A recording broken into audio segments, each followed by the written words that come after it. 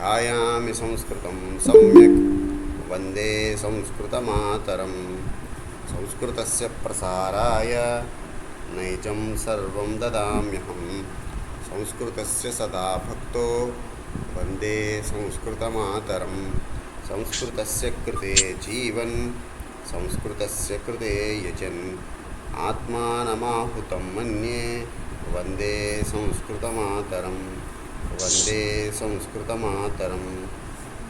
नमस्कारः सर्वेभ्यः।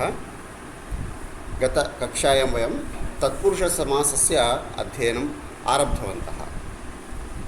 तत्पुरुषसमासः सामान्यतया सप्तप्रकारः भवति।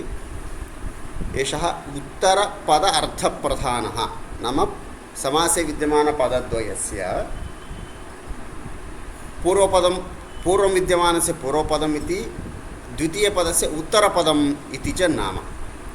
उत्तरपदं प्रधानं भवति। यथा दशरथपुत्रः इत्युक्ते रामः भवति। सः रामः दशरथस्य अर्थः, दशरथ इति पदस्य न भवति अर्थः, पुत्रः इति पदस्य अर्थः भवति। अतः दशरथपुत्रः इत्यत्र रामः इति पुत्रशब्दस्य अर्थः प्रधानत्वेन स्वीक्रियते। उत्तरपद अर्थप्रधानः तत्पुरुषसमासः। सः सामान्यतया सप्तप्रकारः। प्रथमः तत्पुरुषः, द्वितीयः तत्पुरुषः, तृतीयः तत्पुरुषः एवं सप्तमी तत्पुरुषपर्यन्तं भवति। पूर्वपदस्य या विभक्तिः भवति, नाम समासे पदद्वये पूर्वपदस्य या विभक्तिः भवति सा विभक्तिः तस्य समासस्य नाम भवति। यथा दाने शूरः इति पदं, तत्र पूर्वपदं सप्तम्यां भवति, अतः सप्तमी तत्पुरुषः। दशरथस्य पुत्रः इति पदे पूर्वपदं षष्ठी विभक्तौ भवति, अतः षष्ठी तत्पुरुषसमासः इति नाम। एतावत्पर्यन्तं वयं पठितवन्तः। पुटसङ्ख्या अस्ति 27,100, 127। तत्र 12 पाठे चतुर्थ अभ्यासं वयं कुर्मः। एतेषु वाक्येषु स्थूलाक्षरैः मुद्रितानां समस्तपदानां विग्रहवाक्यं लिखता।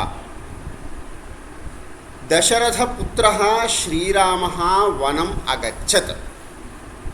कः वनं गतवान् इत्युक्ते श्रीरामः वनम् अगच्छत्।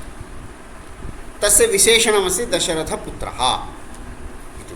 तर्हि दशरथपुत्रः इति पदस्य विग्रहवाक्यं भवति दशरथस्य पुत्रः इति अत्र उत्तरं लेखनीयं। तथा द्वितीयं तृतीयं वाक्यम् एकैकं स्वीकृत्य वयं पठामः। अहम् एकैकस्य नाम वदामि, सः तस्य विग्रहवाक्यं वदतु। कृष्णमहोदय, द्वितीयवाक्ये विग्रहवाक्यं वदतु। बुद्धियुक्तः जन्मबन्धात् विनिर्मुक्तः भवति। बुद्धिया युक्तः बुद्धियुक्तः। पुनः वदतु। बुद्धिया युक्तः बुद्धियुक्तः। कः समासः अस्ति अत्र? तृतीया तत्पुरुषसमासः। तत्पुरुषसमासः। कुमारी महोदय, तृतीयं वाक्यं वदतु। कुमारी बमिडपाटी महोदय, बुक् తీస్తాను మహోదయ. ఎన్న పేజీ మహోదయ? 127, 12వ పాఠం 4వ అభ్యాసం. भवती पश्यतु, अनन्तरं वदतु. श्रीदेवी महोदय, भवती वदतु तृतीयवाक्यस्य उदाहरणम्. आं महोदय.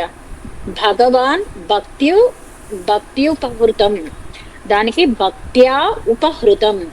तृतीया तत्पुरुष महोदय. भक्त्या उपहृतम् अश्नाति, भक्त्या प्रदत्तं अश्नाति, खादति, स्वीकरोति, आस्वादयति इत्यर्थः। भक्त्या आनीतम् इत्यर्थः। समीपं हृतम् आनीतं, समीपं यद् भक्त्या वयं समर्पयामः तत् भगवान् स्वीकरोति, अश्नाति, आस्वादयति इत्यर्थः। सुन्दरम्। अग्रे सन्ध्या भगिनी, चतुर्थवाक्यं वदतु।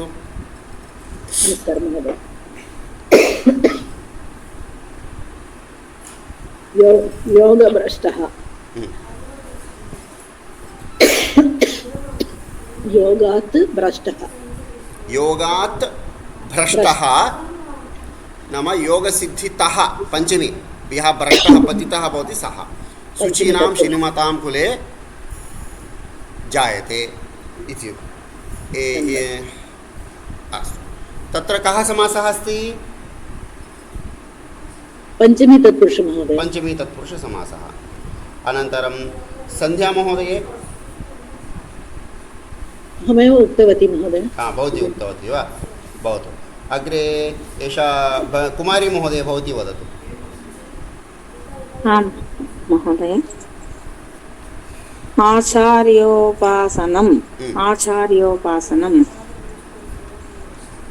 आचार्योपासनम् आचार्यस्य उपासनम् समीचीनम्। आचार्योपासनं षष्ठी तत्पुरुषसमासः महोदय। एवम्, अत्र बहुवचने अपि भवितुमर्हति। आचार्यस्य उपासनम् अथवा आचार्याणाम् उपासनम् इत्यत्रापि दोषः नास्ति। एकः गुरुः चेत् आचार्यस्य, बहवः गुरवः इत्यर्थे बहुवचनेपि दोषः नास्ति। कः समासः? षष्ठी तत्पुरुषं महोदय। समीचीनं। वैष्णवी महोदये, अग्रिमं वाक्यं वदतु। महोदय नमस्कारः। युद्धविशारदाः सर्वे कुरुक्षेत्रे सम्मिलिताः। युद्धे विशारदाः सप्तमी तत्पुरुषसमासः। समीचीनं। रमणमहोदये। मद्भक्तः भव इति श्रीकृष्णः अर्जुनम् अवदत्। मद्भक्तः मम भक्तः षष्ठी तत्पुरुषसमासः। समीचीनं। मम भक्तः मद्भक्तः भव इति कृष्णः उक्तवान् षष्ठी तत्पुरुषसमासः। गायत्रीदेवी महोदये। महोदय। मन्त्रहीनं यज्ञं तामसं परिचक्षते। मन्त्रैः हीनं। समीचीनं। मन्त्रहीनं एकवचनेपि शक्यते। मन्त्रेण हीनम् इत्यत्रापि दोषः नास्ति, मन्त्रैः हीनम् इत्यत्रापि दोषः नास्ति। कः समासः? तृतीया तत्पुरुषसमासः। समीचीनं। तृतीया तत्पुरुषसमासः। अग्रे अस्ति अस्माकं श्रीफणिमहोदये। महोदय। यस्मिन् मानवे आत्मरतिः अस्ति तेन करणीयं किमपि नास्ति। आत्मरतिः आत्मनि रतिः सप्तमी तत्पुरुषः महोदय। समीचीनम्। आत्मनि रतिः तत्पुरुषसमासः अस्ति। उत्तमम्। अग्रे रमा महोदया अस्ति। दशमं वाक्यं रमा इति अस्य अथवा राम इति नाम किं तस्याः? आं महोदय। वदतु। अज्ञानं बुद्धिभेदं न जनयेत् महोदय।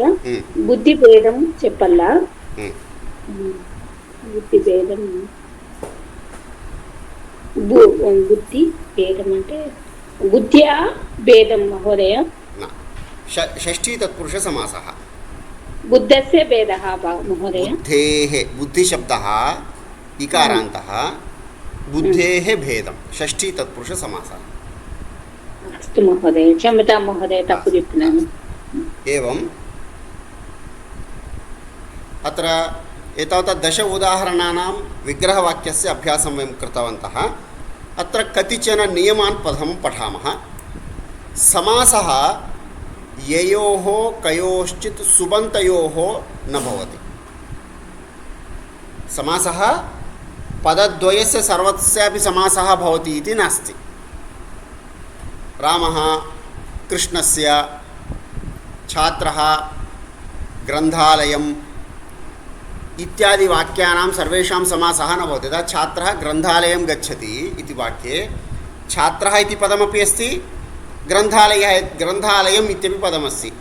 तर्हि तयोः द्वयोः समासः भवति इति नास्ति। समासः यत्र भवति तस्य काचित् योग्यता भवति।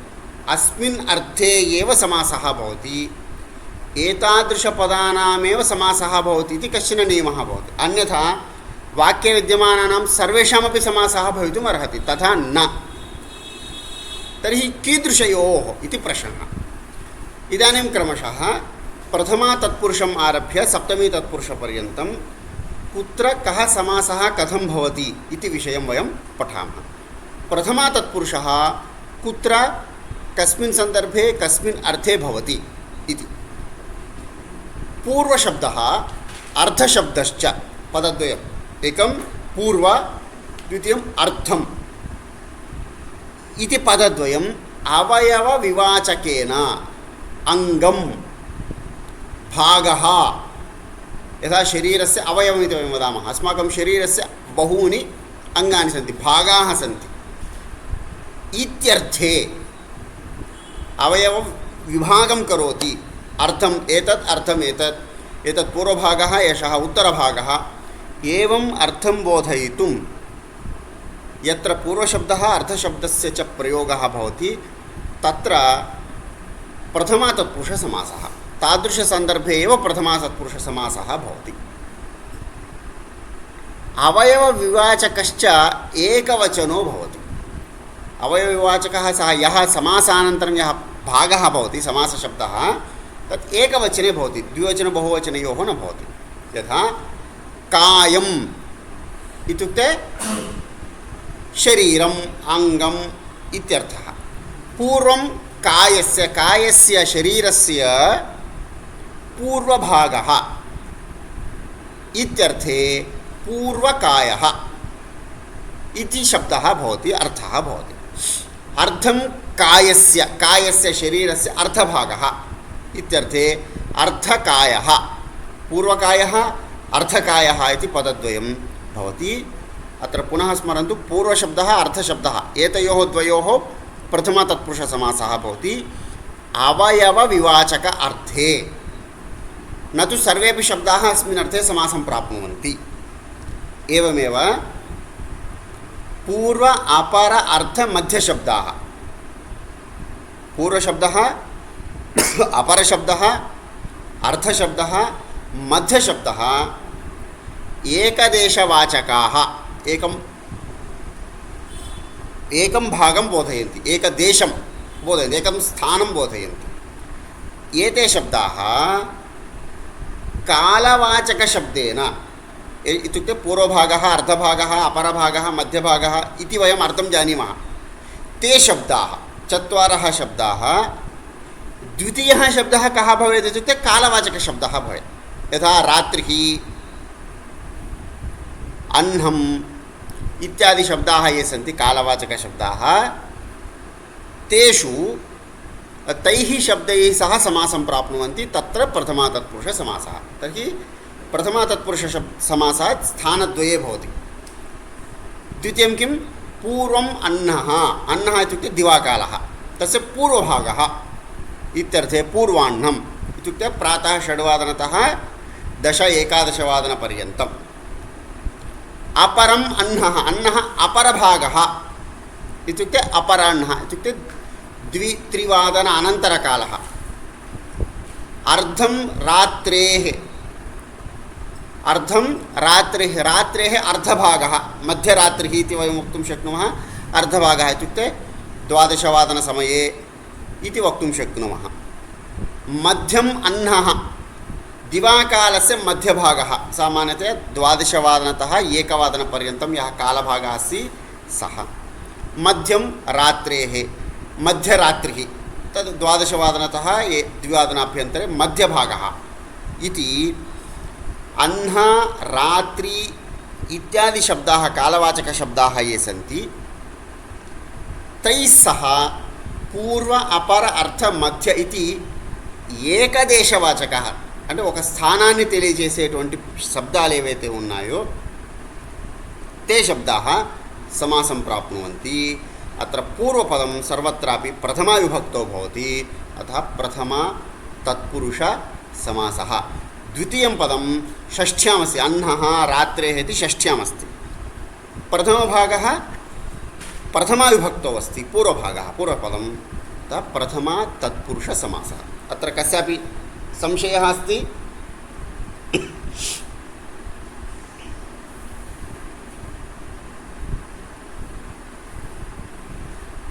महोदय वदतु अर्धरात्रिः मध्यरात्रिः भेदः कः महोदय अर्धरात्रिः इत्युक्ते कश्चन कालभागः भवति उदाहरणार्थं 11:00 2-2:30 भवतु मध्यभागः इत्युक्ते किञ्चित् 6:00 6:00 इति चिन्तयन्तु तर्हि 11 1 यदस्ति 11 to 1 तद् मध्यरात्रि इति वयं वक्तुं मध्यभागः इति अर्धरात्रि इत्युक्ते किञ्चित् समयः दीर्घः भवति इति व्यवहारः लोके 2 3 अपि अर्धरात्रि इति वयं वक्तुं कदाचित् शक्नुमः समस्या नास्ति व्यवहारशब्दः एषः धन्यवादः महोदय अधुना वयं द्वितीयातत्पुरुषसमासं पश्यामः. द्वितीयातत्पुरुषसमासः अपि सर्वत्र न भवति. सर्वदा स्मर्तव्यं, सर्वः अपि समासः सर्वत्र भवति इति न. पूर्वपदं द्वितीयाविभक्तौ भवेत्. एतत् जनरल् नियमः. पूर्वपदं द्वितीयाविभक्तौ भवेत्, किन्तु उत्तरपदं श्रितः आश्रितः इत्यर्थः. अतीतः दाटिवेशेषाणु, पतितः गतः प्राप्तः आपन्नः, एते शब्दाः सन्ति. श्रित अतीत पतित गत प्राप्त आपन्न शब्दाः, एते 6 शब्दाः भवन्ति. तैः सह द्वितीयाविभक्त्यन्तं पदं समासं प्राप्नोति. यः कृष्णं श्रितः, कृष्णस्य आश्रयं प्राप्तवान्, कृष्णस्य समीपं गतवान्, यथा कुचेलः इति वक्तुं शक्नुमः. अन्यथा तस्य भक्ताः सर्वे. कृष्णं कृष्णुडिनि आश्रयिंचिनवाडु చేరుకున్నవాడు इत्यर्थः. कृष्णं श्रितः कृष्णाश्रितः, अत्र कृष्णशब्दः द्वितीयाविभक्तौ अस्ति. तत्र भवन्तः कृष्णशब्दस्य स्थाने रामं गोपालम् इत्यादि पदानि यथेष्टम् उपयोक्तुं शक्नुमः. किन्तु तस्मिन् अर्थे श्रितशब्दः अतीतशब्दः पतितशब्दः गतशब्दः प्राप्तशब्दः आपन्नशब्दः वा भवेत् द्वितीयपदं, तत्र समासः भवति. कृष्णं श्रितः कृष्णश्रितः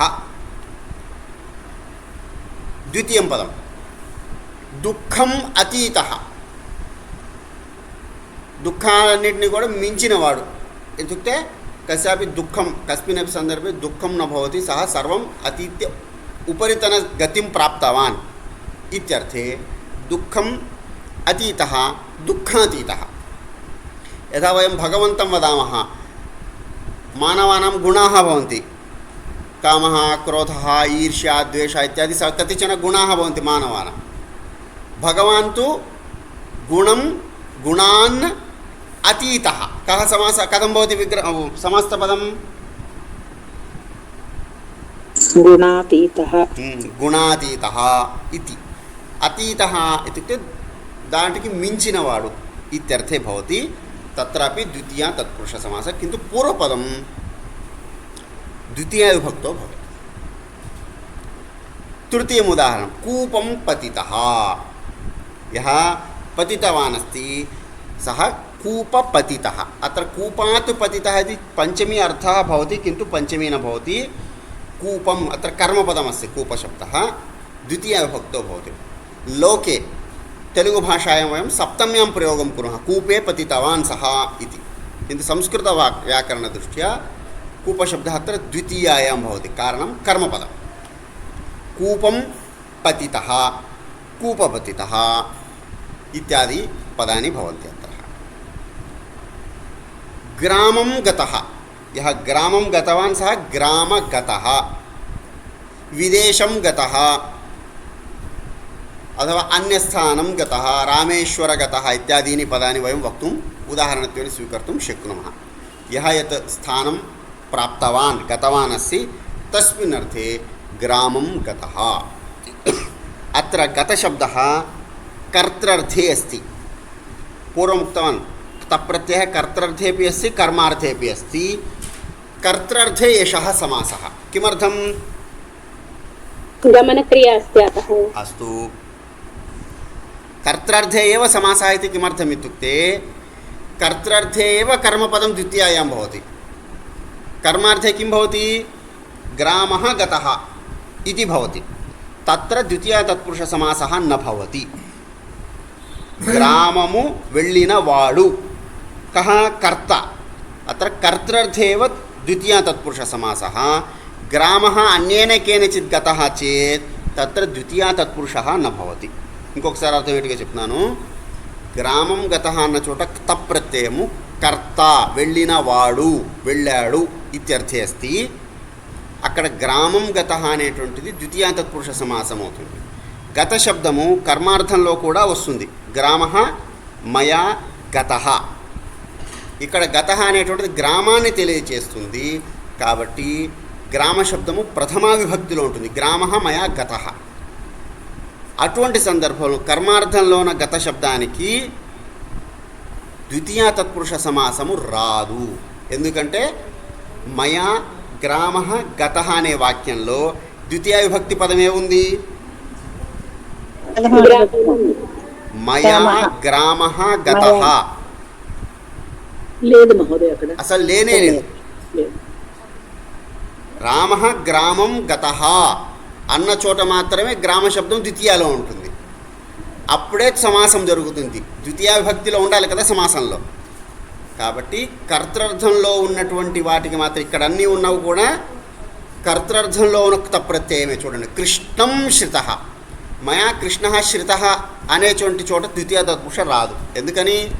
అక్కడ కర్మార్థం తీసుకున్నట్లయితే ద్వితీయ విభక్తి పదమే ఉండదు.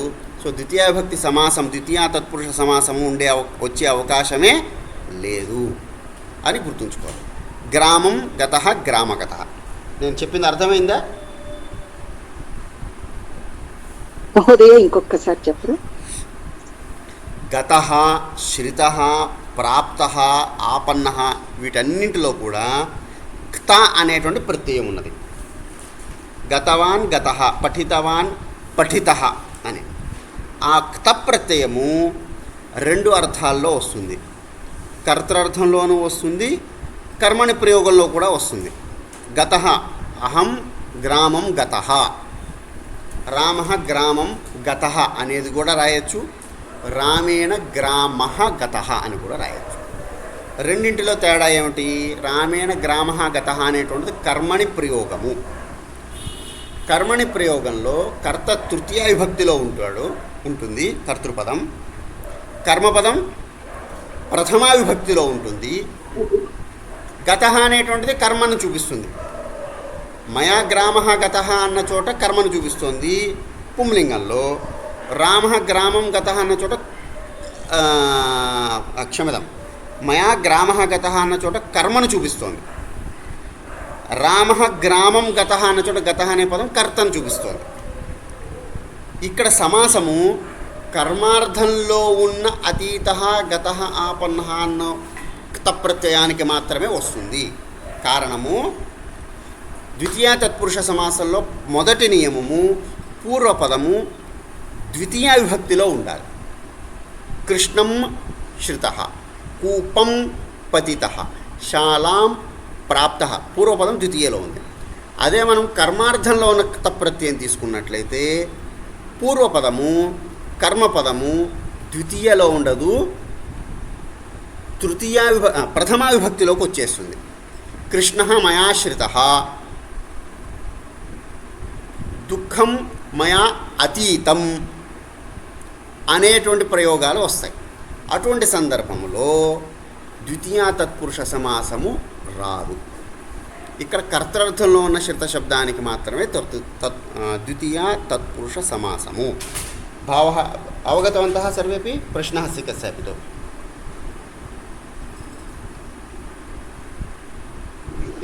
भवान् उक्तवान् दुःखं मया अतीतः इति. मया तृतीय దుఃఖం మయా అతీతం రాయొచ్చు. అక్కడ కర్మని ప్రయోగం. దుఃఖం నపుంసకలింగంలో ఉంది కాబట్టి అతీతం అని నపుంసకలింగంలో ఉంటుంది క్రియాపదం. అర్థమైంది కదా? తప్రత్యయం కర్తృర్థంలోనూ ఉంటుంది, కర్మార్థంలోనూ ఉంటుంది. కర్మార్థంలో కంపల్సరీ, కర్తృర్థంలో కొన్ని లిమిటెడ్ ధాతువులకు మాత్రమే వస్తుంది అని చదువుకున్నాం మనం. తప్రత్యయం గుర్తున్నదా?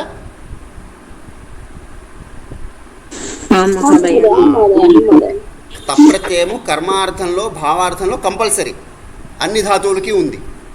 కొన్ని ధాతువులకు మాత్రమే కర్తృర్థములోనూ కర్మార్థములోనూ లేదు భావార్థములోనూ ఉంటుంది.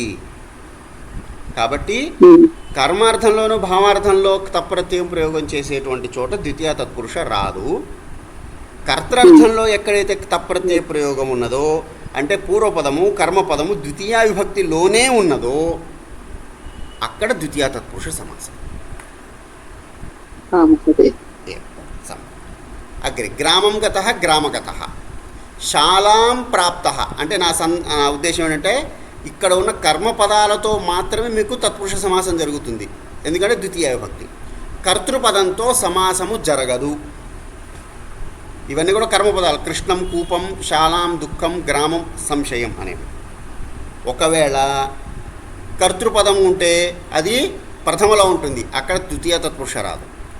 ఒకవేళ కర్మని ప్రయోగంలో ఉన్న వాక్యం అయితే కర్మపదము ప్రథమలో ఉంటుంది, ఆ అర్థములో కూడా ద్వితీయ తత్పురుష రాదు. అంటే ఈ సమాసము తరువాత కృష్ణశ్రిత అనేటువంటిది దేని చెప్తుంది? ఎవరైతే కృష్ణుణ్ణి ఆశ్రయించాడో అనేటువంటి కర్తని చెప్తుంది. దుఃఖం అతీత, దుఃఖాతీత కర్త. దుఃఖము దాటబడినది అనే అర్థంలో తత్పురుష సమాసం లేదు. దుఃఖము అతిక్రమించిన వాడు, దుఃఖాలన్నింటినీ కూడా వదిలేసిన వాడు అనే కర్తర్థంలో తత్పురుష సమాసం. అతీత ఎవరైతే దాటాడో, అందుకని ఉత్తర పద ప్రధానము అని మనం అనుకున్నాం. ఉత్తర పదం ఏమిటి? అతీత, దాటిన వాడు, కర్త. కర్తర్థంలో తత్పురుష సమాసము. ఇక్కడ నిన్న కృష్ణ గారు అడిగారు అర్థం ఎందుకు ప్రధానం అంటే ఇది ఒక ఉదాహరణ. అతీతము, దుఃఖము అతిక్రమించబడినది అనుకుంటే ఇక్కడ ద్వితీయ తత్పురుష సమాసము రాదు. స్పష్టం ఖలు కృష్ణమోదయ? అర్థమైంది కృష్ణమోదయ స్పష్టం మహోదయ. అతః అర్థమపి జ్ఞాతవ్యः అస్తి. అతీతः దాటిన వాడు. కిం అతిక్రాంతం సహ అతిక్రాంతవాన్ సహ దుఃఖం అతిక్రాంతవాన్ దుఃఖాతీతः మనుష్యः కర్త ఇత్యర్థः. దుఃఖశబ్దस्य అత్ర ప్రాధాన్యం నాస్తి, కృష్ణశబ్దస్యాపి ప్రాధాన్యం నాస్తి, కూపశబ్దస్యాపి ప్రాధాన్యం న భవతి इति భావం వక్తుమేవ ఏతం సర్వం అహం ఉక్తవాన్. గ్రామం గతః గ్రామగతः భవతి. అగ్రిమం శాలాం ప్రాప్తः. శాలా ప్రాప్తः. ఇది మయా శాలా ప్రాప్త, నేను విద్యాలయమునకు వెళ్ళాను, లేదు విద్యాలయము వెళ్ళబడినది అన్న చోట సమాసం జరగదు. యహ ప్రాప్తవాన్ విద్యాలయం సహ శాలా ప్రాప్తః కర్త, చేరుకున్నవాడు ఇత్యర్థ. సంశయమాపన్నః. సంశయం ప్రాప్తవాన్, సంశయः ప్రాప్తः ఇత్యర్థే నాస్తి. సంశయం ప్రాప్తవాన్ యः अस्ति सः సంశయాపన్నः छात्रः विद्यार्थी इत्यर्थे अत्र द्वितीया तत्पुरुष समासः. तर्हि द्वितीया तत्पुरुष समासे उत्तरपदं षड् पदानि भवन्ति. उत्तरपदानि श्रित, अतीत, पतित, गत, प्राप्त, आपन्न शब्दाः. पूर्वपदं कस्यां विभक्तो भवेत्?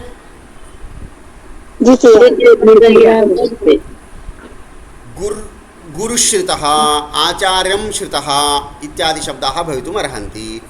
पतितः अपि भवितुम् अर्हति. गतः उदाहरणम् उक्तं. संशयम् आपन्नः, संशयापन्नः इत्यादीनि पूर्वपदं भवन्तः परिवर्तयितुं शक्नुवन्ति. द्वितीयायां यं कमपि योजयितुं शक्नुवन्ति. गृहप्राप्तः, गृहं यः प्राप्तवान् सः गृहप्राप्तः, मन्दिरप्राप्तः इत्यादि प्रयोगाः भवितुम् अर्हन्ति. किन्तु उत्तरपदम् एतानि षड् पदानि एव इति स्मर्तव्यम्. कस्मिन् समासे? इदानीम् अत्र प्रश्नः अस्ति कस्यापि? एकं महोदय, कूपं पतितः शिशुं माता रक्षति. शुद्धम् आगच्छति वा महोदय? पुनः वदतु.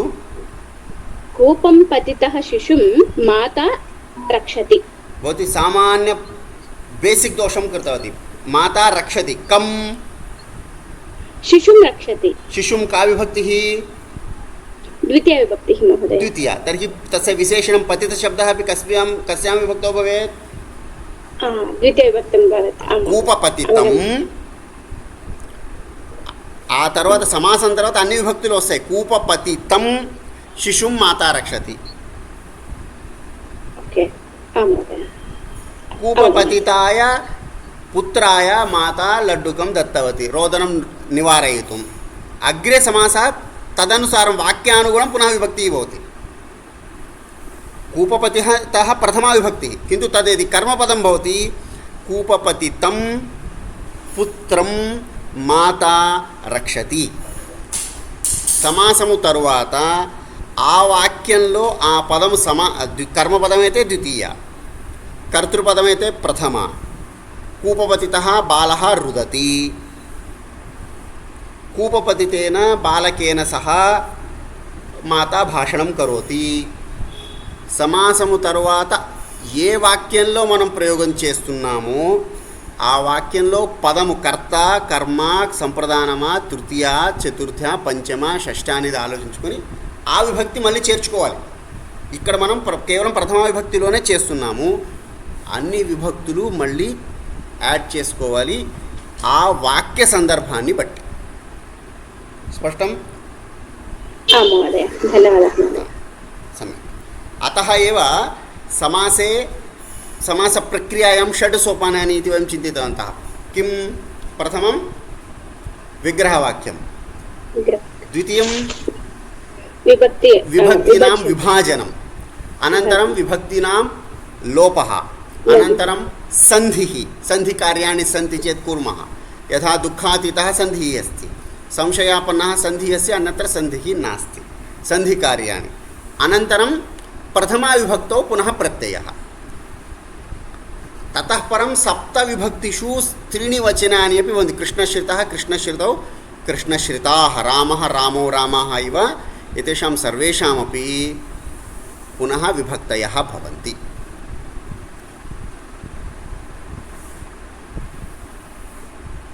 अस्तु, अग्रे तृतीय तत्पुरुषसमासं पठामः. महोदय आपन्नः अर्थम् ఏంటండి? పొందినవాడు, ప్రాప్తవాన్ ఇత్యర్థः. సంశయం యః ప్రాప్తవాన్ సహ సంశయాపన్నः. దుఃఖాపన్నः, గుణాపన్నः ఇత్యాది ఉదాహరణ. గుణాలను పొందినవాడు ఇత్యాదర్థే ప్రాప్తవాన్ ఇత్యర్థే తత్పురుష ద్వితీయ తత్పురుష. अग्रे तृतीय तत्पुरुषः पूर्वपदं तृतीया विभक्तौ भवति. अत्रापि सामान्यः नियमः. उत्तरपदं पूर्व सदृश सम ఊనార్థకం. ఊన అనేటువంటి అంటే తక్కువ అనే అర్థంలో ఉన్న పదాలన్నీ. ఊనార్థక అన్నప్పుడు ఊన అనే అర్థంలో ఉన్న పదాలన్నీ. మనము ఊన అనేటువంటిది ఎక్కడ వాడతామంటే పంచోన షడువాదనం, పంచోన సప్తవాదనం అంటాం కదా. 5 తక్కువ 7 అయింది ఆ అర్థంలో ఉన్న ఊన శబ్దం.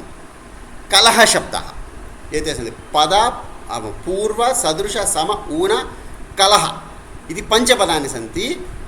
ఊన అనేటువంటి చోట ఆ సందర్భంలో ఉన్న వేరే పదాలు కూడా తీసుకోవచ్చు. ఇత్యుక్తే పంచపదాని ఉత్తరపదే. పూర్వపదం తృతీయా విభక్తౌ చ భవతి. తత్ర తృతీయా తత్పురుష సమాసः.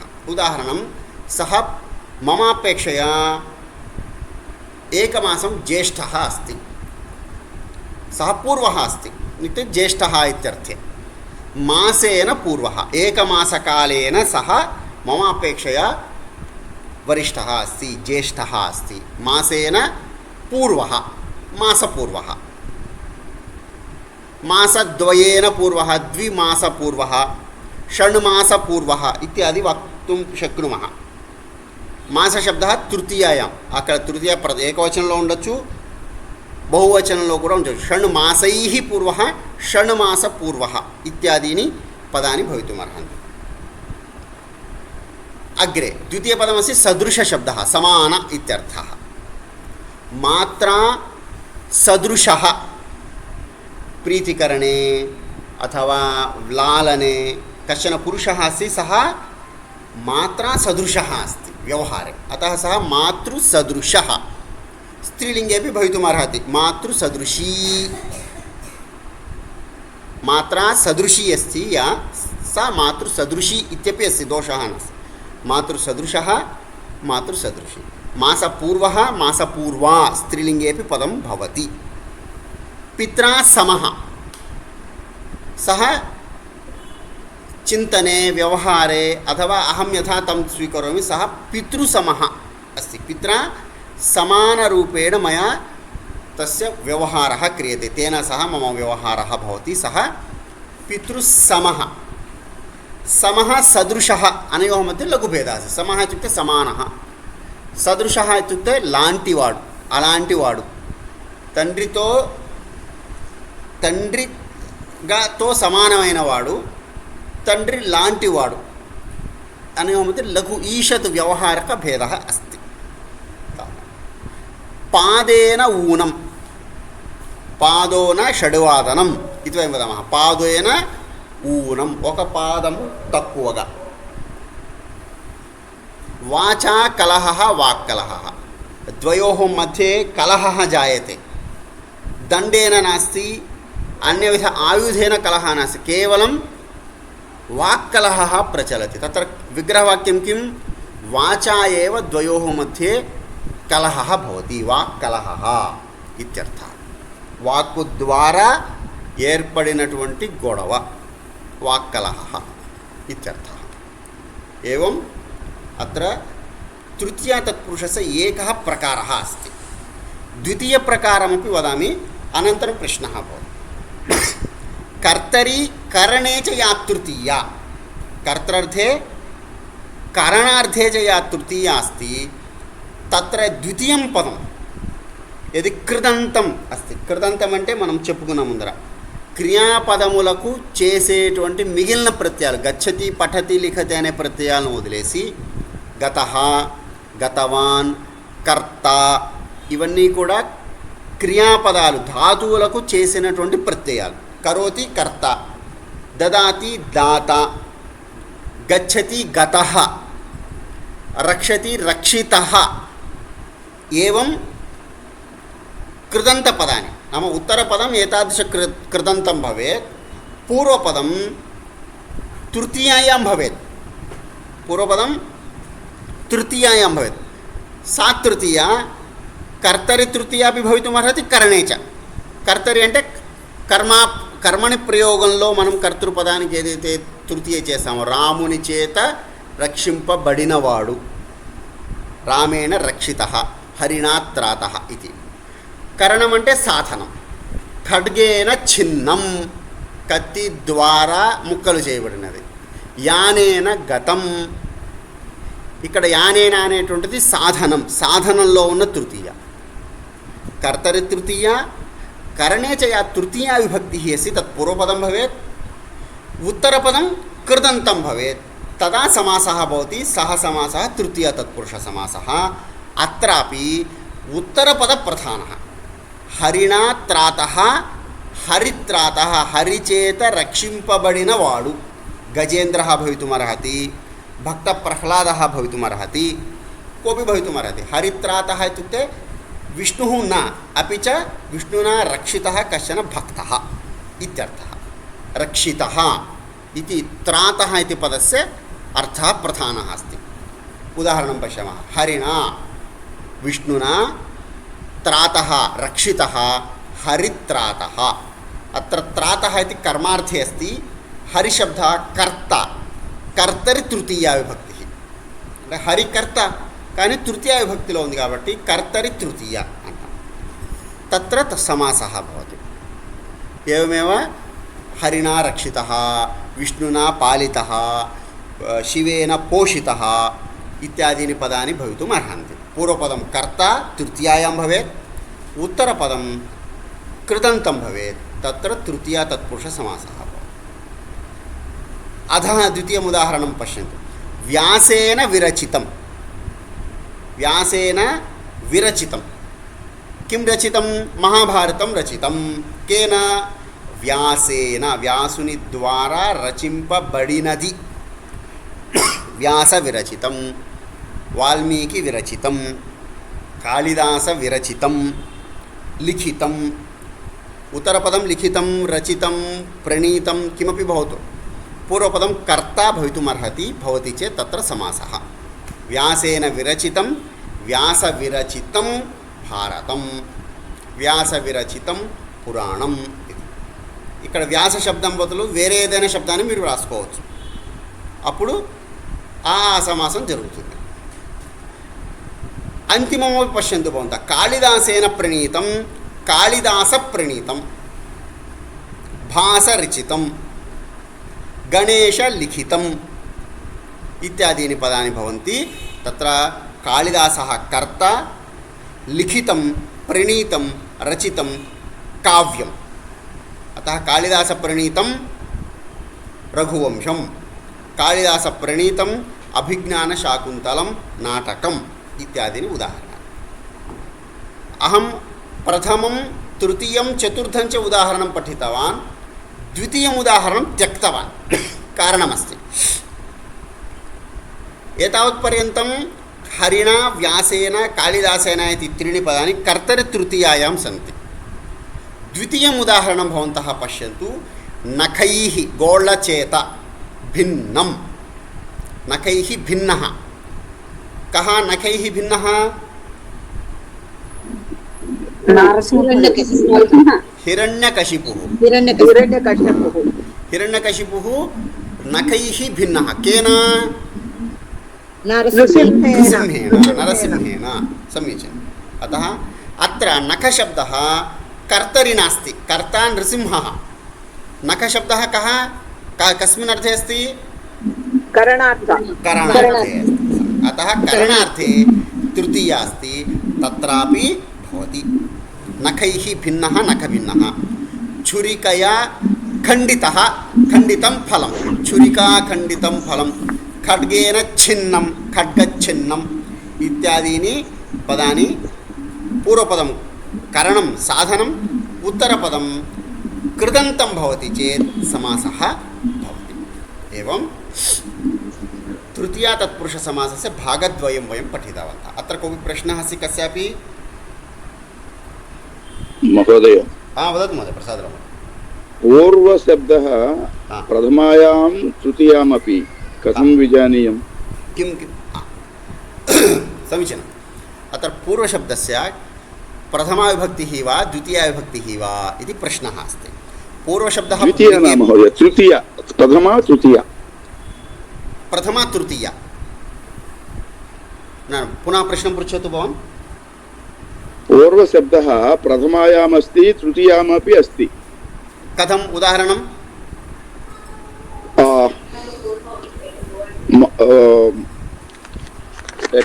मासेन पूर्वः पूर्वमासः। मासपूर्वः पूर्वमासः। कथं विभक्तिभेदं वयं जानीमः? समीचीनम्। इदानीं विभक्तिभेदः कुत्र भवतः समस्या भवति इत्युक्ते समासानन्तरं। सत्यं? समासपूर्वं तु विभक्तिः अस्ति एव तत्र। अतः समासानन्तरम् अत्र प्रथमा अस्ति वा तृतीया अस्ति वा इति भवतः प्रश्नः। सत्यं?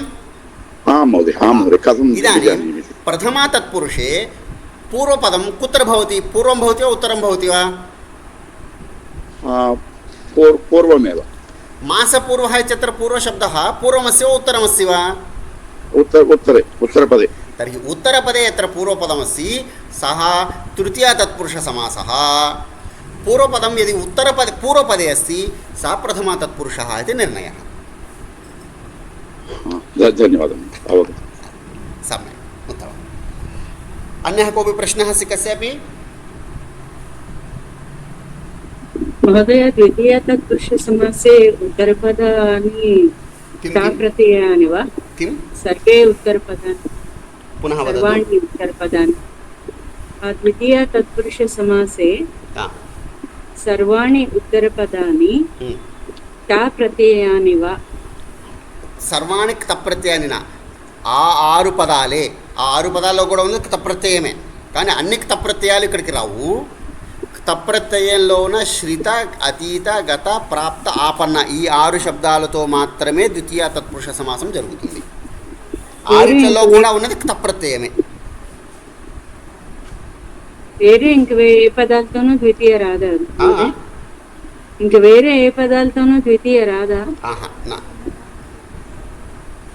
లేదు. ఆ అక్కడ విగ్రహ ఉపసర్గ యాడ్ చేసి ఆశ్రిత అనేటువంటి ఉపసర్గలు యాడ్ చేసుకోవచ్చు, కానీ వేరే పదాలు రావు.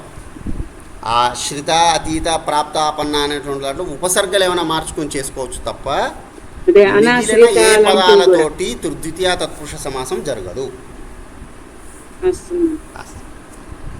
अत्र पेरिन्देवी महोदय एकं प्रश्नं पृष्टवती. मात्रा पचितं पायसम् इति सन्देशं स्थापितवती गूगल् मीट् मध्ये पश्यन्तु. अत्र पचितम् इति शब्दः संस्कृते नास्ति. प्रथमं पक्वं, पचधातोः रूपं भवति पक्वम् इत्येव रूपं, न तु पचितं. सर्वे जानन्तु, सर्वेषां निमित्तमस्ति एतदुत्तरं. मात्रा पक्वम् अन्नं मात्रा पक्वं पायसम् इति प्रयोगः न तु पचितम् इति शब्दः संस्कृते नास्ति इति प्रथमं सर्वैः ज्ञातव्यं। पचधातोः क्तप्रत्यये पचितमिति रूपं नास्ति, अपि तु पक्वं। మనం తెలుగులో చెప్తాం, సంస్కృతంలో కూడా పక్వం ఫలం, పండిన పండుని పక్వం అంటాం. అదేవిధంగా పక్వం, పక్వవాన్ రూపం. పురుషः చేత్ పక్వవాన్ పక్వవతి, మాతా అన్నం పక్వవతి, ఛాత్రः అన్నం పక్వవాన్ అనే ప్రయోగం, పచితవాన్ అనేటువంటి ప్రయోగం సంస్కృతంలో లేదు. నెంబర్ 1. ద్వితీయం తర్హి కథం విగ్రహ సమాసः మాత్రా పక్వం పాయసం మాతృపక్వం ఇది ప్రయోగः शुद्धः अस्ति, दोषः नास्ति, प्रयोक्तुं शक्यते. अस्तु महोदय, धन्यवादः. सर्वेपि जानन्तु पक्ववान् इत्येव पदं, पक्वं पक्ववान्, पचितम् इति रूपं संस्कृते नास्ति. पेरिन्दे महोदयः यः भावः अस्ति समीचीनः, पचधातुः क्तप्रत्ययः एव, किन्तु तस्य रूपम् अहं विस्मृतवती महोदय. न तद् सर्वेषां स्मरणार्थं वदामि, भवत्याः विषयेन ఈ దోషం జరుగుతుంది. ఆపన్నం ఇత్యత్రాపి క్తప్రత్యయः एव अस्ति, पदधातुः आपन्नम् इति रूपम्. एवमेव भिन्नः इत्यत्रापि क्तप्रत्ययः एव अस्ति. भिनत्ति पगलगొట్టడం, विरक्కొట్టడం, भिन्नधातुः, तत्रापि क्तप्रत्ययः एव अस्ति. अस्तु, तर्हि तृतीया तत्पुरुषं समापयामः. अत्र अन्यः कोऽपि प्रश्नः अस्ति कस्यापि?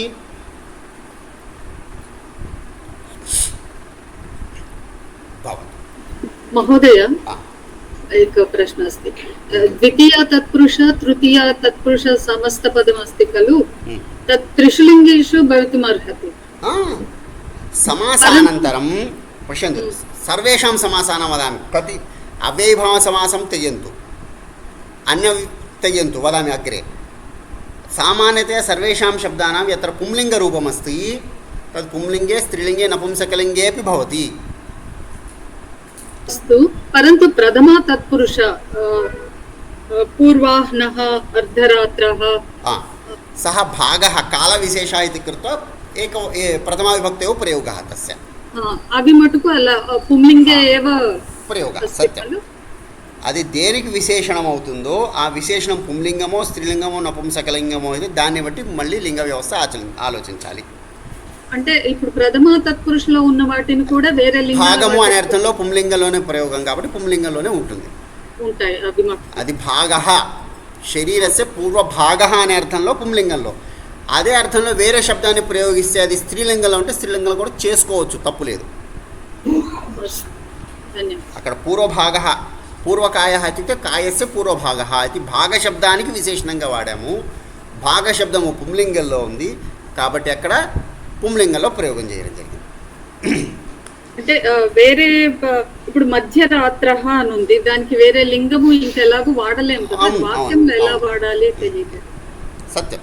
కాలవిశేషణాని సంతి, కాలశబ్దः పుంలింగే अस्ति, अतः పుంలింగే ప్రయోగः తస్య భవతి. ధన్యవాదాలు. ఏ శబ్దము వాడినా కూడా అది ఏ వ్యక్తిని తెలియచేస్తుందో, ఏ సందర్భాన్ని తెలియచేస్తుందో దానికి విశేషణంగా మారతాయి. అక్కడ ఉన్న విభక్తిని వాడతాం. ఇక్కడ కాలహ అనేటువంటి దానికి విశేషణం కాబట్టి ప్రథమా తత్పురుష, అక్కడ పుంలింగంలో. భాగః అనే దానికి విశేషణం కాబట్టి పుంలింగంలో ప్రయోగము. ఇది వ్యవస్థ. అగ్రే చతుర్థీ తత్పురుషం పశ్యామः एकवारं. చతుర్థీ తత్పురుష సమాసः తత్ర పూర్వపదం చతుర్థీ విభక్తో భవేత్ నియమः. ఉత్తరపదం అర్థం, నిమిత్తము, కొరకు ఇత్యర్థः. బలి దానం అన్నమాట, హితం మేలు. ఇది త్రిషు ఏతాని త్రీణి పదాని భవంతి. తస్మిన్ అర్థే తేన పదేన సహ తత్పురుష సమాసः భవతి. సహ చతుర్థీ తత్పురుష సమాసः. పునః వదామి. పూర్వపదం చతుర్థీ విభక్త్యంతం పదం, ఉత్తరపదం అర్థ, బలి, హిత. ఇది త్రీణి పదాని. అర్థం ఇత్యుక్తే కొరకు, బలి ఇత్యుక్తే దత్తం, ఇవ్వబడింది, వాటికి ఇవ్వబడినది ఆహారము ఇత్యర్థేపి భవితుమర్హతి. హితం అంటే మేలు. ఏతేషాం త్రయాణాం పదానాం उत्तरपदम् यत्र अस्ति उत्तरपदत्वेन पूर्वपदं चतुर्थी विभक्तिः अस्ति तत्र चतुर्थी तत्पुरुषसमासः भवति. अत्र आवरणे यदस्ति तदेकवारं पश्यन्तु. अर्थशब्देन यदा समासः भवति विग्रहवाक्ये अर्थशब्दः न भवति. ఎక్కడైతే చతుర్థీ తత్పురుష సమాసం అర్ధ అనే పదంతో జరుగుతుందో విగ్రహవాక్యంలో అర్ధశబ్దము ఉండదు, సమాసానంతరం అర్థశబ్దం వస్తుంది. ఇది వాక్యస్య భావः. యథా ఉదాహరణం పశ్యదాం. తస్మై ఇదం, ఈ పని చేస్తున్నాం ఎవరి కోసం అంటే అతని కోసము, అతని కొరకు. ఇదం అంటే ఇది, ఈ పని, ఈ పండు, ఈ వస్త్రము, ఈ విషయము ఎవరి గురించి?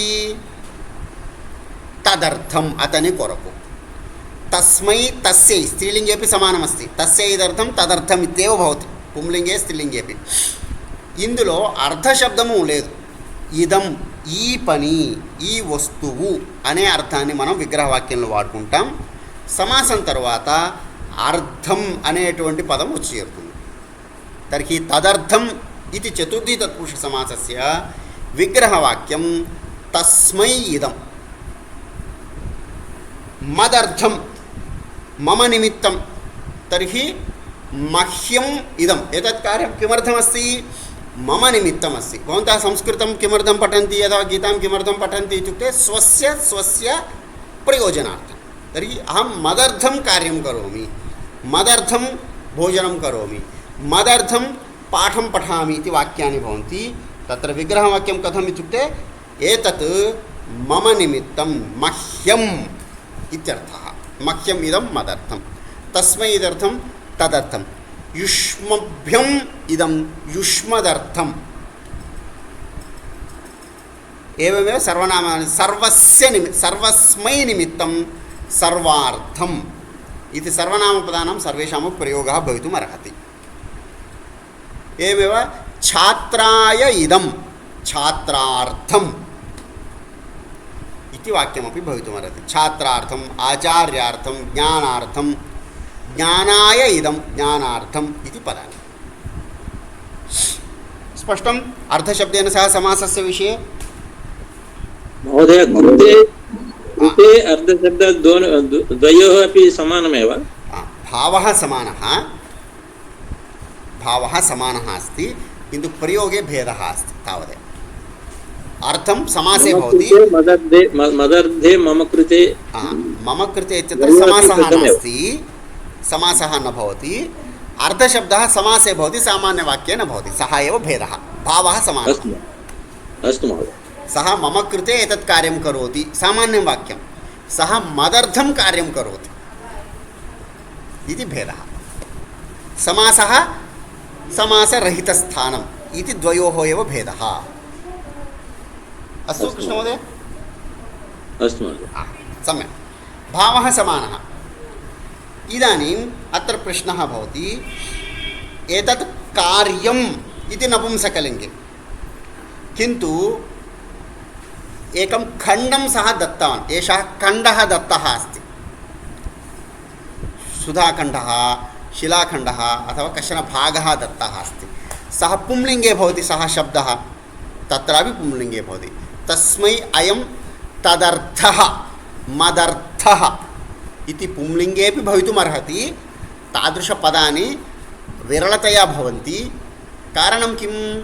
वाक्ये वयं कर्मपदं तत् पदं विहाय वाक्यप्रयोगं कुर्मः. यतः एषः मदर्थं करोति. किं करोति इति यदा वाक्यं वयं कुर्मः तर्हि पुंलिङ्गे, स्त्रीलिङ्गे, नपुंसकलिङ्गेपि भवति. मदर्थः एषः प्रयत्नः. भगवद्गीता पठनम् इति प्रयासः, प्रयत्नः कस्य निमित्तं? मदर्थः प्रयत्नः. ప్రయాసः అనే ప్రయోగం పుంలింగాన్ని ప్రధానంగా చేసుకుని చేసినట్లయితే మదర్థः అని కూడా ప్రయోగం ఉంటుంది, దోషం లేదు. ఏతత్ కార్యం అని జనరల్గా చెప్పుకున్నప్పుడు మదర్థం इत्यपि प्रयोगः भवितुम् अर्हति, दोषः नास्ति. पुंलिङ्गेपि एतस्य प्रयोगः अस्ति, स्त्रीलिङ्गेपि प्रयोगः भवति. किन्तु సామాన్యార్థే నపుంసకలింగే అత్ర దత్తమస్తి. ఇదం అనేటువంటిది నపుంసకలింగాన్ని చెప్తుంది. ఇయం స్త్రీలింగం, అయం పుంలింగం. అక్కడ విగ్రహవాక్యంలో ఇయం ఉంటే మదర్థా తదర్థా ఇది వక్తవ్యం. అయం ప్రయాసः ఇత్యుక్తే తదర్థः మదర్థः ఇది పుంలింగే ప్రయోగः కరణీయः భవति. ఆ పుంలింగాన్ని విభక్తి కిం రమణ మహోదయ మహోదయ విభక్తిలో వాడొచ్చునా? మదర్థే అనొచ్చునా? సమాసం తర్వాత ఇవన్నీ కూడా అన్ని విభక్తులు వస్తాయి. ఇక్కడ నపుంసకలింగంలో ఉంది, ఆ విభక్తులు అన్నీ కూడా వస్తాయి. మదర్థే కార్యం కృతవతి భగిని. పునః తత్ర మదర్థే ఇది आवश्यकं नास्ति, मदर्थं कृतवती इत्यपि पर्याप्तं. तत्र द्वितीया विभक्तिः भवति. एतत् कार्यं मदर्थं कृतवती इति द्वितीया विभक्तिः, कर्मार्थे द्वितीया अस्ति. अस्तु మహోదయ మమ నిమిత్తం ఇది ఉత్తమం. మమ నిమిత్తం అంటే కారణం, నా కొరకు. सत्यं तदेव अस्ति. तत् पदं भिन्नमस्ति तावदेव. मम निमित्तं मन्निमित्तम्, अत्र मम निमित्तमिति षष्ठी तत्पुरुषसमासः, मम निमित्तमिति समासः नास्ति, मदर्थमिति चतुर्थी तत्पुरुषसमासः. त्रयाणामपि वाक्यानां भावः समानः अस्ति. महोदय वदतु प्रसादः. मदर्थम् इत्यत्र अस्मदर्थमपि वक्तुं शक्नुमः. अस्मदर्थं बहुवचनार्थे भवितुमर्हति. अस्माकं निमित्तम्, अस्मभ्यं निमित्तम्, अस्मदर्थं. धन्यवादः. त्वम् इति शब्दे त्वदर्थम् एकवचनलो नी कोरकु, युष्मदर्थं मी कोरकु इत्यर्थः अपि अस्ति. मदर्थम् अस्मदर्थं, त्वदर्थं युष्मदर्थम् इति प्रयोगः अपि भवितुम् अर्हति. बहुवचनम् एकवचनम् एवमेव भेदः तावत्. अग्रे पश्यन्तु. एतानि प्रथम उदाहरणद्वयं सर्वनामपदमस्ति, तस्मै मह्यम् इति. अग्रिमपदं सामान्यपदमस्ति, यथा छात्रार्थम् इति अहम् उक्तवान्. छात्रार्थम् एतत् कार्यम्, अध्यापकार्थमिदं कार्यम् इति. तद्वत् दम्भाय, दर्पमु कोसमु. सः बहु अधिकं वदति. किमर्थम् इत्युक्ते तस्य स्वकीयगर्वं प्रदर्शयितुम् अथवा स्वकीय अहङ्कारं प्रदर्शयितुं सा तादृशवाक्यं कुर्वन्नस्ति इत्यर्थे. दम्भार्थं, दम्भाय, दम्भनिमित्तं, दर्पमु इति वदामः खलु तेलुगुभाषायां सः. अवहासाय इदम्, अवहासार्थं, तद् अवहेलनम् इत्यर्थः अस्ति खलु. उपहासः, परिहासः इत्यादयः अर्थाः सन्ति. अवहासार्थम् इति पदं. तर्हि अर्थमिति समासमयं ज्ञातवन्तः. अग्रे भूतेभ्यः बलिः, ये पञ्चभूताः सन्ति अथवा कृमिकीटकादयः सन्ति तेभ्यः इदं बलि. भूतशब्दस्य अर्थः प्राणिनः. ये च मन्दिरे भवति भूतेभ्यः वयं बलिं दद्मः इत्युक्ते तत्र पञ्चभूतानि सन्ति, तेन सह तत्र कृमिकीटकादयः अपि भवन्ति, तेषां निमित्तं वयं बलिं दद्मः. बलि अन्टे इच्चिन आहारम् इत्यर्थः, न तु पशूनां बलिः इत्येव न. तदपि अस्ति. पशुः किमर्थं दीयते इत्युक्ते भूतानाम् आहारार्थं दीयते. तद्वत् अन्नं दीयते, पिण्डं दीयते, आहारं दद्मः वयं, शर्करां दद्मः, भिन्नभिन्न अन्नकणानि दद्मः, तद् बलिरूपेण आहाररूपेण दीयते. बलि అంటే పశు బలి మాత్రమే కాదు, మనం ఇచ్చే ఆహారాన్నిటికీ కూడా బలి శబ్దం ప్రయోగం చేస్తాము. కానీ తెలుగులో అన్ని భాషల్లో బలి అనేటువంటి ఆ అర్థంలో ప్రసిద్ధమైపోయింది. భూతేభ్యః, అక్కడ నివసించే ప్రాణుల కొరకు ఇచ్చేటువంటి ఆహారం ఏదైతే ఉందో అది భూత బలి. జనేభ్యః హితం, జనహితం, జనులకు హితమైనటువంటిది జనహితం. అక్కడ చతుర్థి తత్పురుష సమాసం. సర్వహితం, ఛాత్రహితం, एतादृशवाक्येषु अपि चतुर्थी तत्पुरुषसमासः अस्ति. तदनुसारं विग्रहवाक्यं करणीयं. छात्रेभ्यः हितं, छात्रहितं, सर्वेभ्यः हितं, सर्वहितम् इति चतुर्थी तत्पुरुषसमासः. अत्र कस्यापि प्रश्नः अस्ति?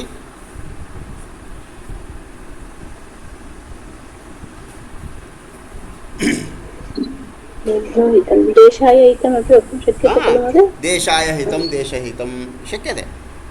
पूर्वपदं भवन्तः कमपि शब्दं योजयितुं शक्नुवन्ति, चतुर्थी विभक्तौ भवेत् वाक्यं, हितशब्देन सह तस्य प्रयोगः भवेत्, तत्र भवन्तः वक्तुं शक्नुवन्ति। प्रजाहितं, जनहितं, देशहितं, राष्ट्रहितं शक्यते। महोदय आहितशब्दमपि एकः वदतु प्रथमं। पुरोहितं महोदय,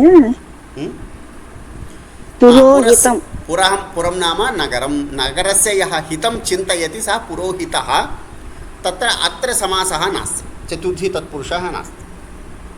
पुरोहितः इति पदं यः पौरोहित्यकार्यं करोति तस्य अस्ति, पुरस्य हितं यः चिन्तयति इति कर्त्रार्थे अस्ति, समासः भिन्नः अस्ति, तत्पुरुषसमासः नास्ति सः। ओ महोदय धन्यवादः। महोदय अहितशब्दमपि देशाय अहितमपि समासं कर्तुं शक्नोमि वा? नास्ति, तादृशपदप्रयोगः नास्ति। भिन्नार्थः खलु, हितार्थे अत्र प्रयोगः, हितशब्देन सह प्रयोगः, नेगेटिव् मीनिङ्ग् मध्ये समासः न भवति। उपसर्गः कदाचित् भवितुमर्हति, तद् भिन्नं, किन्तु अहितम् अयोग्यम् इति भिन्नार्थे नेगेटिव् अर्थे समासः अत्र न भवति। तदर्थं नै तत्पुरुषसमासः इति भिन्नतया अस्ति। अस्तु भवतु। तर्हि वयं प्रथमा द्वितीया तृतीया चतुर्थी पर्यन्तं पठितवन्तः। पुनः वयम् अग्रिमगुरुवासरकक्षायां पञ्चमी षष्ठी सप्तमीं च पठामः, अनन्तरम् अभ्यासं च कुर्मः। यदि भवन्तः शक्नुवन्ति अभ्यासं कृत्वा आगच्छन्ति चेत् किञ्चित् शीघ्रं समापयितुं शक्नुमः। अग्रे अभ्यासाः सन्ति खलु, 20 उदाहरणानि सन्ति। चतुर्थी तत्पुरुषसमासपर्यन्तम् इत्युक्ते 12 उदाहरणानां भवन्तः विग्रहवाक्यं लिखन्तु, तं श्लोकं पठन्तु। अत्र श्लोकसङ्ख्या दत्ता अस्ति, श्लोकं पठित्वा पठन्तु, अन्यथा व्यस्तप्रयोगः इति भवति सामान्यतया। यथा भवन्तः सर्वेपि विभक्तिनियमान् पठितवन्तः खलु। विभक्तिनियमेषु प्रथमा विभक्तिः कुत्र भवति, द्वितीया विभक्तिः कुत्र भवति इति भवन्तः पठितवन्तः, किन्तु यावत्पर्यन्तं तस्य वाक्यप्रयोगः न भवति तावत्पर्यन्तं भाषणसामर्थ्यं नागच्छति। सत्यं वा? एवमेव समासेपि विग्रहवाक्यं वक्तुं शक्नुमः, किन्तु तस्य कः अर्थः निहितः इति श्लोकेषु अन्वयं यावत्पर्यन्तं वयं न कुर्मः तावत्पर्यन्तम् अस्माकम् अर्थबोधः न भवति। अर्थबोधार्थं भवद्भिः किं करणीयं, श्लोके समस्तपदं किं, तस्य विग्रहवाक्यं किं, विग्रहानन्तरं समासानन्तरं कम् अर्थं बोधयति। तत्र विभिन्नविभक्तयः अपि सन्ति, भवन्तः द्रष्टुं शक्नुवन्ति। द्वितीया तृतीया वाक्यप्रयोगः अस्ति, तत्सर्वं भवन्तः श्लोकेषु द्रष्टुं शक्नुवन्ति। अतः किं करणीयं, 12 श्लोकान् पठन्तु, उदाहरणं पठन्तु, तस्य विग्रहवाक्यं लिखन्तु, समस्तपदस्य का विभक्तिः, किमर्थं तृतीया अस्ति, किमर्थं समासानन्तरं वदन् अस्मि। समासपूर्वं वयं नियमं पठितवन्तः, समासानन्तरं तत्र का विभक्तिः किमर्थमस्ति इति यदि जानीमः तर्हि समास अनन्तरप्रयोगः अपि अवगच्छामः। एतावत् कुर्मः। पुनः परश्वः गुरुवासरे वयं मिलामः। शान्तिमन्त्रेण अद्यतनकक्षां वयं समापयामः। सर्वे भवन्तु सुखिनः, सर्वे सन्तु निरामयाः, सर्वे भद्राणि पश्यन्तु, मा कश्चित् दुःखभाग् भवेत्। ॐ शान्ति शान्ति शान्तिः। नमो नमः। धन्यवादाः। पुनः गुरुवासरे मिलामः। धन्यवादः महोदय। स्वागतं। धन्यवादाः।